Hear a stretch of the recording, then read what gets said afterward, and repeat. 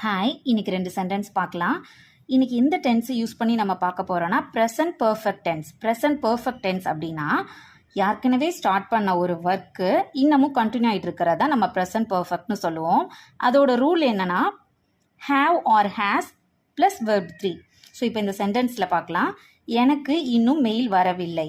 So வரவில்லை, ஐ ஹாவின்ட் வரவில்லை, received. I haven't received the mail.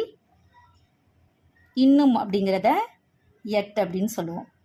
I haven't received the mail. So இதில் rule பார்த்தீங்களா, have plus verb 3. இது negative சென்டென்ஸாக இருக்கிறதால haven't received. எனக்கு மெயில் அனுப்பிட்டியா? ஸோ லைக் சேம் இப்போ கொஸ்டினாக கேட்குறோம். Have you sent the mail?